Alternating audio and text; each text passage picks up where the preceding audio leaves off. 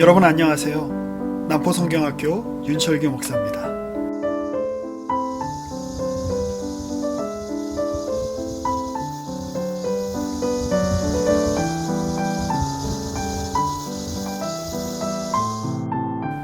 코로나 시대의 신앙서적 읽기, 톰 라이트가 쓴 하나님과 팬데믹 4장을 살펴보도록 하겠습니다. 4장의 제목은 신약 성경 읽기입니다. 3장을 톰 라이트는 이렇게 마무리합니다. 예수님의 죽으심과 부활의 관점에서 이 세상의 사건들을 해석한다는 것은 어떤 것인가? 그 질문에 대한 구체적인 답을 4장에서 내어놓고 있죠. 4장은 이렇게 시작합니다. 예수님의 사역 자체가 유월절과 연관되어서 설명되고 있다라고 하는 것이죠. 그런데 이 유월절은 어떤 날인가? 이스라엘이 애굽에서 빠져나오는 일을 기념하는 날입니다. 모세의 당시에 이스라엘이 애굽에 종살이를 하고 있었습니다. 그런데 그런 종살이는 바벨론의 포로로 잡혀가서 70년 동안 생활했던 것과는 원인이 조금 다릅니다. 야곱과 그의 자녀들이 사실 그렇게 좋은 성품을 가진 사람들이라고 판단할 수는 없겠습니다만 죄를 지어서 애굽에 간 것이 아니기 때문입니다.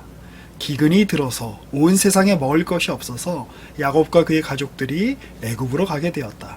그렇다면 그들이 애굽으로 간 일은 그들이 어떤 잘못을 저질렀거나 그들이 어떤 실수를 했기 때문이 아니라 이 모든 세상이 다 기근으로 말미암아 고통을 겪고 있을 때 하나님께서 하나님의 언약 백성들을 먹이시고 또 그들을 자라게 하시고 그들을 창대하게 하기 위한 하나님의 뜻 가운데 그들의 애굽에 갔다라고 하는 것이죠. 창세기에서 야곱과 그의 후손들은 그들에게 기근이 닥친 원인을 찾기 위해서 애쓰지 않고 어떻게든 살기 위해 그들의 생명을 유지하기 위해 언약의 후손들의 명맥을 유지하기 위해 필요한 조치를 취해서 애굽으로 건너왔다라고 하는 것입니다. 이러한 전통이 초대교회에도 흐르고 있다라고 톰 라이트는 이야기합니다. 사도행전 11장에 보면 안디옥 교회에 관한 이야기가 나옵니다. 잘 알고 계시듯이 안디옥 교회에서는 바나바와 바울이 열심히 사역을 했지요. 어느 날 예루살렘에서 아가보라고 하는 선지자가 내려와서 예언을 합니다.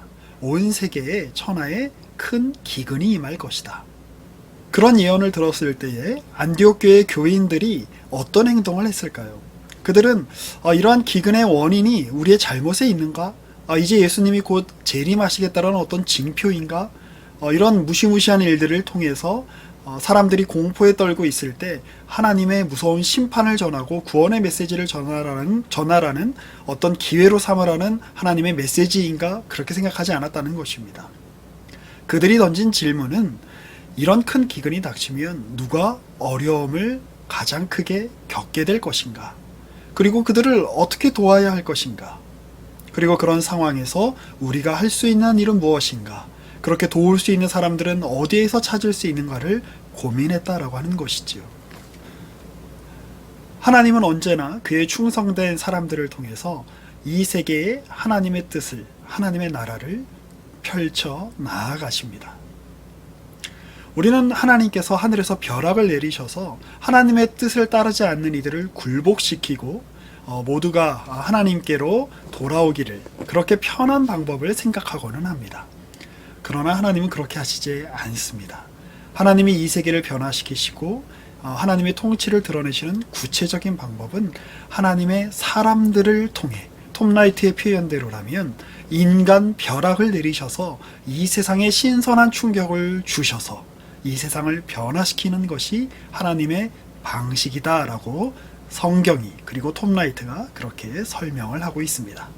그렇다면 구체적으로 예수를 따르는 이들을 통해 주님께서 이 세계를 변화시키기를 원하시는데 예수를 따르는 이들, 교회는 어떤 모습으로 이 세계에 나아갈 수 있을까? 그 구체적인 내용을 톰 라이트는 이 세상을 위하여 이 세상 속에서 기도하며 함께 신음하는 존재로 서 있는 것, 그것이 바로 믿는 자들의 역할이라고 제안을 하고 있습니다. 이 세계에는 세 개의 신음이 있다고 합니다. 첫째는 세상의 신음, 둘째는 교회의 신음, 그리고 세 번째는 그러한 세상과 교회와 함께 신음하시는 성령님의 신음이 있다라고 톰 라이트는 그렇게 설명을 합니다. 책의 82쪽과 83쪽에 있는 부분을 읽어보도록 하겠습니다. 바울은 예수님을 따르는 이들도 똑같은 신음에 빠져 있다고 말한다. 우리는 자신의 현재 모습과 앞으로 될 모습 사이에 엄청난 간격을 고통스럽게 인지하고 있다.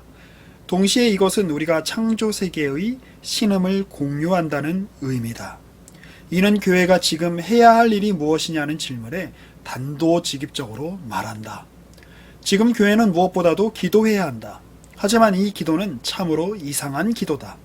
이런 이야기를 하면서 톰 라이트는 로마서 8장의 본문을 굉장히 자세하게 다루고 있습니다. 우리는 마땅히 빌 바를 알지 못하지만 주의 성령께서 우리와 함께 신음하시고 간구하신다라고 하는 내용이죠. 톰 라이트에 따르면 우리가 마땅히 빌 바를 알지 못하는 것에 대해서 부끄러워할 필요가 없다라고 이야기합니다. 그것은 자연스러운 상태라는 것이지요. 그것은 일종의 유배고 일종의 금식이고 무지의 순간이고 통제가 되지 않는 상황이라고 이야기합니다. 우리가 흔히 아는 영광이라는 개념과는 거리가 있어 보입니다. 하지만 그때야말로 우리가 삼위일체 하나님의 그 내밀한 연합의 신비 가운데 거하는 것을 간접적으로나마 경험할 수 있는 순간이라고 이야기합니다. 우리 주의 성령께서도 함께 신음하고 계시기 때문입니다. 예수님은 어떤 분이십니까? 사랑하는 친구의 무덤 앞에서 비통해 하시며 눈물을 흘리신 주님이십니다. 성령님은 어떤 분이십니까? 이 세계와 함께 신음하시는 분이십니다. 성부 하나님은 어떤 분이십니까? 자신의 백성들을 위해 가슴 아파하시며 이 창조세계의 회복을 위해서 애쓰시는 분이십니다. 우리가 믿는 하나님은 그러한 삼위일체 하나님이시라는 사실을 우리가 늘 기억할 필요가 있습니다. 톰 라이트는 이 장에서 우리가 익숙하게 잘 알고 있는 구절에 대해서 조금 섬세하게 해석해야 한다고, 번역해야 한다고 그렇게 주장하고 있습니다. 그 구절은 바로 로마서 8장 28절입니다. 우리가 알거니와 하나님을 사랑하는 자, 곧 그의 뜻대로 부르심을 입은 자들에게는 모든 것이 합력하여 선을 이루느니라. 대부분의 번역이 모든 것이 합력하여 선을 이룬다 라고 번역을 하고 있기 때문에 하나님과 신앙에 대해서 오해할 소지가 있다라고 톰 라이트가 지적을 하죠. 톰 라이트는 이 구절을 이렇게 번역하자고 제안합니다. 하나님을 사랑하는 사람들, 그들에게 모든 것이 함께 선을 이루도록 하나님께서 일하신다 라고 번역해야 한다는 것이죠. 모든 것이 합력하여 선을 이룬다. 모든 것이 함께 선을 이루도록 하나님이 일하신다. 조금 다른 말로 하면 하나님은 그분을 사랑하는 사람들과 친히 합력해서 선을 이루신다. 이런 식으로 해석을 해야 한다라고 주장을 하고 있습니다. 그는 왜 이런 주장을 하고 있는 것일까요? 우리가 자칫하면 로마서 8장 28절의 이 격려와 위로를 스토아 학파의 사람들처럼 오용할 소지가 있기 때문에 그렇다라고 톰 라이트는 적어두고 있습니다. 사실 우리가 그럴 때가 많습니다. 하나님이 모든 것을 다 주관하시고 하나님의 그 뜻대로 그분의 열심대로 모든 것을 다 이끌어 가시니 우리가 할 일은 없어 라고 쉽게 얘기해 버리고는 하죠. 사실 저는 톰 라이트의 이러한 성경 해석에 대해 조금 주저하는 마음이 있습니다. 그리고 조금 신학에 관심이 있으신 분들은 톰 라이트가 바울 신학의 굉장한 대가이지만 또한 많은 논란을 불러일으키는 학자라는 사실을 잘 알고 계실 것입니다. 어떤 신학자들의 평가에 의하면 톰 라이트의 바울에 관한 이해는 톰 라이트의 구원에 관한 이해는 우리 개신교가 가지고 있는 전통적인 이신칭의의 교리, 이신칭의의 믿음을 깨어버리고 반펠라기우스적인 인간의 구원과 인간의 완성이 하나님의 주권과 뜻에 의하여 이루어지는 것이 아니라 인간이 함께 협력하여 그것을 이룬다라고 하는 식의 주장을 담고 있다라고 지적하기도 합니다. 저도 일견 그런 부분에 동의하는 편입니다. 한 명의 장로교회 목사로서 또 개혁파 신학을 소중하게 생각하고 따르려고 하는 목사로서 그의 견해는 사실 다 받아들이기가 어려운 것이 사실입니다. 그러나 이 시간에 저는 복잡한 논의를 말씀드리고 싶지 않습니다. 그리고 우리가 따르는 교리나 우리가 따르는 신학 이해를 따르지 않으면 다 이단이거나 진리가 아니다 라고 이야기하는 태도도 조금 곤란합니다. 그런 면을 한번 생각해 봤으면 좋겠습니다. 왜 톰 라이트 같은 학자들, 오늘날 세상에서 영향력 있고 발언권이 강한 학자들이 전통적인 교리에 대해서 약간 반발하며 새로운 해석을 내놓았을까요?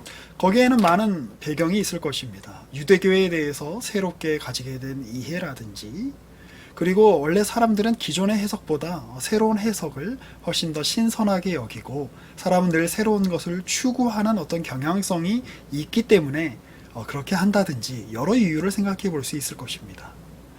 그러나 우리가 우리 자신을 돌아보면서 생각해 본다면 하나님의 주권을 철저히 믿는 사람들, 이신칭의를 절대적인 교리로 생각하며 그것을 깊이 숙고하며 따르는 이들이 이 세상을 향한 온전한 봉사와 다른 이들을 향한 따뜻한 배려와 관심을 보여주지 못했기 때문에 이런 견해들이 힘을 얻는 것 아닐까요?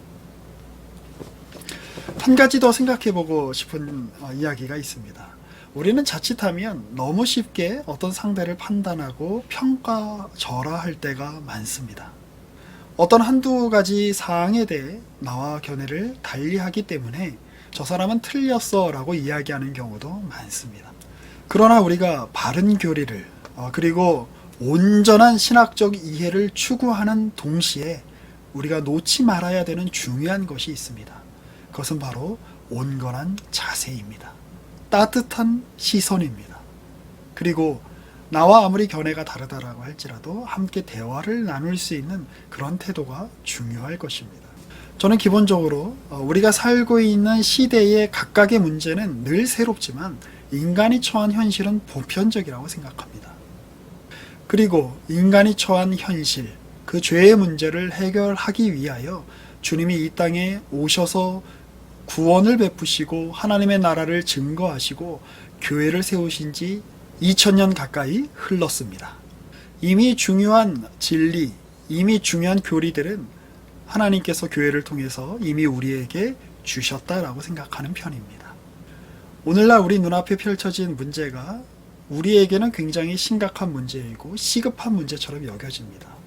그리고 기존의 해답이 없는 것처럼 느껴지기 때문에 새로운 해석을 동원하여 새로운 생각을 동원하여 그 문제들을 분석하고 돌파하고 싶은 것이 인간의 본성일지도 모르겠습니다. 그러나 오늘날의 문제를 해결하기 위하여 새로운 해석이 요구된다고 하여서 우리가 가지고 있는 신앙의 기본적인 전제들을 흔들 만한 과격한 해석을 하는 것은 매우 온당하지 못한 자세라고 할 수 있을 것입니다. 톰 라이트도 또한 영미권에서 활동하고 있는 학자이기 때문에 이 논리적인 정합성을 굉장히 중요하게 생각하는 사람입니다. 논리적인 체계 안에서는 하나님의 주권과 인간의 주권이 부딪히는 것처럼 보입니다. 하나님이 모든 것을 전적으로 행하신다면 인간이 할 수 있는 일은 아무것도 없는 것처럼 그렇게 느껴지기도 합니다. 그러나 우리는 이 일을 보다 폭넓은 관점에서 생각해 볼 필요가 있습니다. 이미 초대교회가 확립했던 칼케돈 신조라든지 니케아 콘스탄티노플 신조에도 나오듯이 하나님은 하나님으로서 완벽하게 일하시는 하나님이십니다. 예수께서는 완전한 하나님이시자 완전한 사람이십니다. 그리고 그러한 예수께서 우리의 구원을 이루셨지요. 하나님께서는 완벽하게 하나님으로서 존재하십니다. 그리고 우리 인간은 완벽하게 인간으로서 존재합니다. 때로는 그 일이 하나님은 하늘에 계시고 우리는 땅에 있기 때문에 영원한 평행선을 그리는 것 같이 보여질 때도 있습니다. 그러나 놀라운 역설은 하나님의 주권과 우리의 노력과 우리의 눈물과 우리의 헌신이 충돌하지 않는다라고 하는 것입니다. 그것은 하나님과 우리 안에 사랑의 연합이라는 것으로 설명할 수 있을 것입니다. 조금 더 복잡한 논의는 추후에 또 우리가 기회가 된다면 같이 할 수 있었으면 좋겠습니다. 우리 오늘은 하나님께서 이 세계에 참여하고 계시고 하나님께서 주의 성령께서 이 세계의 피조물들과 함께 신음하고 계시니 우리 교회도 함께 그 일에 동참해야 할 것이고 그렇게 하나님이 뜻을 이루시는 데에 우리가 함께 참여하며 그분의 도구로 살아 나아가자. 그 일에 우리가 애쓰자 라고 그렇게 결론을 내리면 좋을 것 같습니다.